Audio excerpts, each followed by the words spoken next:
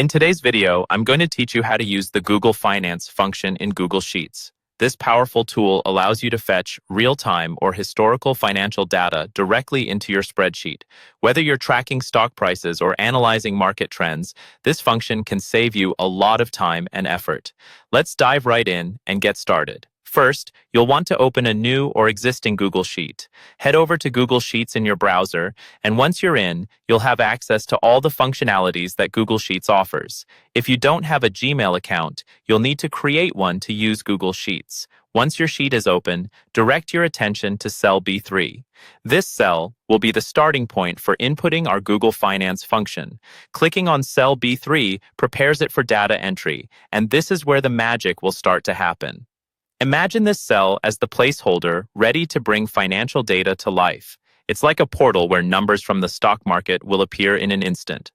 Now, in cell B3, you'll want to type the formula X Google Finance, NYSEV, price, 1/1/2025, 100. This formula might seem a bit complex at first glance, but let's break it down so it's clear what each part does.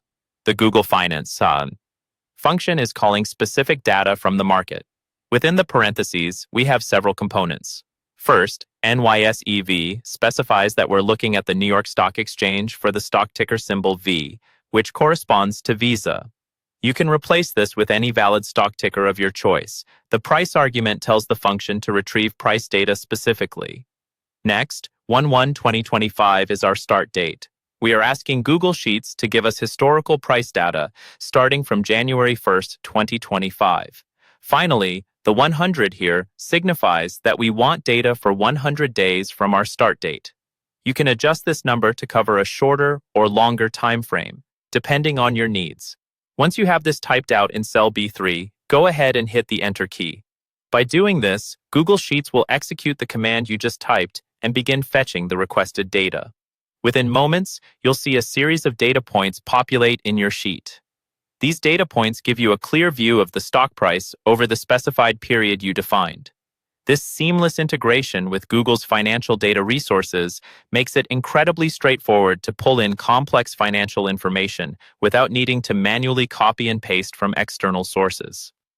Once you have your data, you can use other Google Sheets features to visualize trends, calculate returns, or compare different stocks, right down to building complex models for analysis. And there you have it. You've successfully used the Google Finance function in Google Sheets.